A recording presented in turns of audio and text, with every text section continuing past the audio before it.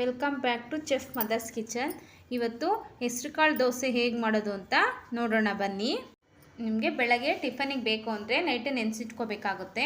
ನಾನು ಇದರಲ್ಲಿ 1 ಗ್ಲಾಸ್ ಅಷ್ಟು ಹೆಸರುಕಾಳು ತೊಗೊಳ್ತಾ ಇದ್ದೀನಿ. ಇದೇ ಮೆಜರ್ಮೆಂಟಲ್ಲಿ ಅರ್ಧ ಗ್ಲಾಸ್ ಅಷ್ಟು ಅಕ್ಕಿ ತೊಗೊಳ್ತಾ ಇದ್ದೀನಿ. ಅಕ್ಕಿ ನಿಮಗೆ ಬೇಕು ಅಂದರೆ ಸಮ ಹಾಕೋಬೋದು. 1 ಗ್ಲಾಸ್ ಹೆಸರುಕಾಳು 1 ಗ್ಲಾಸ್ ಅಕ್ಕಿ ಹಾಕೋಬೋದು. ನಾನಿಲ್ಲಿ ಹಾಫ್ ಮಾತ್ರ ತೊಗೊಳ್ತಾ ಇದ್ದೀನಿ. ಮತ್ತು 1 ಟೀ ಸ್ಪೂನು ಮೆಂತ್ಯ ಹಾಕ್ಕೊತಿದ್ದೀನಿ, 1-2 ಸ್ಪೂನು ಕಡಲೆಬೇಳೆ ಹಾಕ್ಕೊತಾ ಇದ್ದೀನಿ. ಇವೆಲ್ಲ ನೈಟೇ ನೆನೆಸಿಟ್ಕೋಬೇಕು. ನೈಟ್ ನೆನೆಸಿಟ್ಕೊಂಡು ಮಾರ್ನಿಂಗ್ ಚೆನ್ನಾಗಿ ನೆಂದಿರುತ್ತೆ ನೋಡಿ, ಒಂದ್ಸರಿ ತೊಳೆದ್ಬಿಟ್ಟು ನೆನೆಸಿಡಬೇಕಾಗುತ್ತೆ. ಮಾರ್ನಿಂಗ್ ಚೆನ್ನಾಗಿ ನೆಂದಿರುತ್ತೆ, ಅದನ್ನು ನೀವು ಮಿಕ್ಸಿಲಿ ರುಬ್ಕೋಬೇಕು. ಹೆಸರುಕಾಳು ಚೆನ್ನಾಗಿ ನೆಂದಿದೆ, ಒಂದ್ಸರಿ ವಾಶ್ ಮಾಡಿಕೊಂಡು ಮಿಕ್ಸಿಗೆ ಹಾಕೊಳ್ಳೋಣ. ಚೆನ್ನಾಗಿ ಇದನ್ನು ಸ್ವಲ್ಪ ನುಣ್ಣಗೆ ರುಬ್ಕೋಬೇಕು, ತರಿ ಇರಬಾರ್ದು, ತುಂಬ ನುಣ್ಣಗೆ ರುಬ್ಕೋಬೇಕಾಗುತ್ತೆ. ನೋಡಿ ಈ ಥರ ನುಣ್ಣಗೆ ರುಬ್ಕೋಬೇಕಾಗುತ್ತೆ, ತುಂಬ ತರಿ ಬೇಡ, ತುಂಬ ನುಣ್ಣಗೆ ರುಬ್ಕೋಬೇಕು. ನೋಡಿ ಈ ಥರ ಕನ್ಸಿಸ್ಟೆನ್ಸಿ ಇದ್ದರೆ ಸಾಕು. ಇವಾಗ ಅಕ್ಕಿನೂ ಕಡಲೆಬೇಳೆ ಎಲ್ಲ ಹಾಕ್ಕೊಂಡಿದ್ದೀನಲ್ಲ ಅದನ್ನು ನುಣ್ಣಗೆ ರುಬ್ಕೋಬೇಕು. ಇದು ಹೆಸರು ಕಾಳಿಗಿಂತ ತುಂಬ ನುಣ್ಣಗೆ ರುಬ್ಬಬೇಕಾಗುತ್ತೆ. ಅಕ್ಕಿ ಬೇಗ ನುಣ್ಣಗಾಗಲ್ಲ, ಅದರಿಂದ ಸ್ವಲ್ಪ ಚೆನ್ನಾಗಿ ನುಣ್ಣಗೆ ತರಿ ಇರಬಾರ್ದು, ರವೆ ಥರ ಇದ್ದರೆ ಚೆನ್ನಾಗಿ ಬರಲ್ಲ. ನೋಡಿ ಈ ಥರ ನೀಟಾಗಿ ಇದನ್ನು ರುಬ್ಕೊಂಡು ಇದಕ್ಕೆ ಮಿಕ್ಸ್ ಮಾಡ್ಕೊಳ್ಳೋಣ.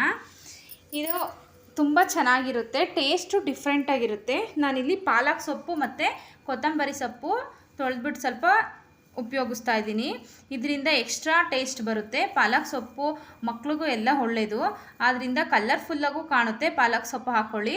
ಪಾಲಕ್ ಸೊಪ್ಪು ಮತ್ತು ಇದಕ್ಕೆ ಸ್ವಲ್ಪ ಶುಂಠಿ, ಮೆಣಸಿನ್ಕಾಯಿ, ಜೀರಿಗೆ ಹಾಕ್ಕೋಬೇಕಾಗುತ್ತೆ. ಟೇಸ್ಟಿಗೆ ತುಂಬ ಮಸಾಲೆ ಥರ ಚೆನ್ನಾಗಿ ಟೇಸ್ಟ್ ಕೊಡೋದ್ರಿಂದ ನಾನು ಇದನ್ನೆಲ್ಲ ಉಪಯೋಗಿಸ್ತಾ ಇದ್ದೀನಿ.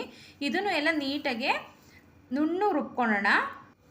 ಇದನ್ನೆಲ್ಲ ನೈಸಿಗೆ ರುಬ್ಕೊಳ್ಳೋಣ. ಬ್ರೇಕ್ಫಾಸ್ಟಿಗೆಲ್ಲ ಚೆನ್ನಾಗಿರುತ್ತೆ. ಒಂದೇ ಥರ ದೋಸೆ ತಿಂದು ಬೇಜಾರಾಗಿರುತ್ತೆ, ಆದರೆ ಇದು ಡಿಫ್ರೆಂಟಾಗಿರುತ್ತೆ, ಟೇಸ್ಟು ಚೆನ್ನಾಗಿರುತ್ತೆ. ಮಕ್ಳಿಗೂ ತುಂಬ ಇಷ್ಟ ಆಗುತ್ತೆ, ಕಲರ್ಫುಲ್ಲಾಗಿರೋದ್ರಿಂದ ಮಕ್ಕಳಿಗೂ ತುಂಬ ಇಷ್ಟ ಆಗುತ್ತೆ. ಇದಕ್ಕೆ ಸ್ವಲ್ಪ ಕ್ಯಾರೆಟು ಮತ್ತು ಈರುಳ್ಳಿ ಎಲ್ಲ ಸಣ್ಣದಾಗಿ ಹಚ್ಚಿಟ್ಕೊಂಡಿರಿ.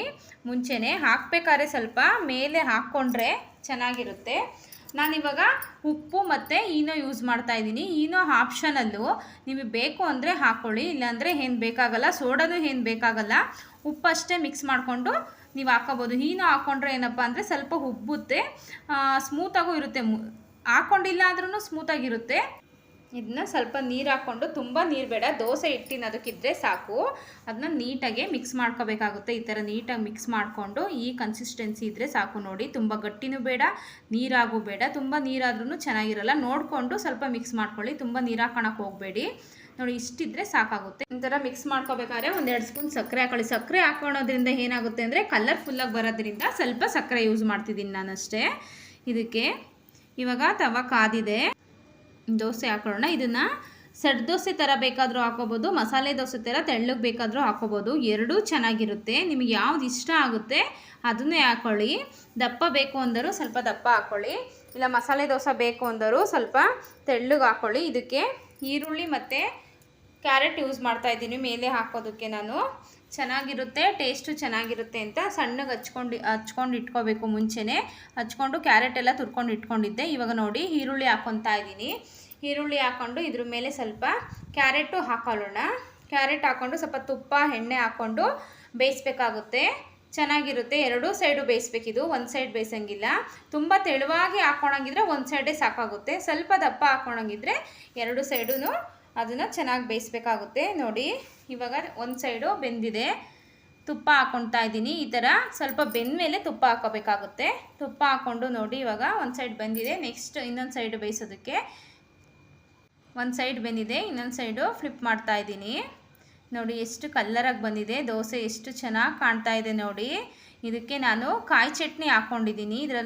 ಇದು ಕಾಯಿ ಚಟ್ನಿ ಜೊತೆ ತುಂಬ ಚೆನ್ನಾಗಿರುತ್ತೆ. ಬೇಕು ಅಂದರೆ ಪಲ್ಯಗಳು ಮಾಡ್ಕೋಬೋದು, ಆದರೆ ಕಾಯಿ ಚಟ್ನಿ ಜೊತೆ ತುಂಬ ಚೆನ್ನಾಗಿರುತ್ತೆ. ಎಷ್ಟು ಸ್ಮೂತಾಗಿ ಬಂದಿದೆ ನೋಡಿ. ಈ ರೆಸಿಪಿ ನಿಮಗೆ ಇಷ್ಟ ಆಗಿದೆ ಅಂದ್ಕೊತೀನಿ. ಲೈಕ್ ಮಾಡಿ, ಶೇರ್ ಮಾಡಿ, ಸಬ್ಸ್ಕ್ರೈಬ್ ಮಾಡಿ.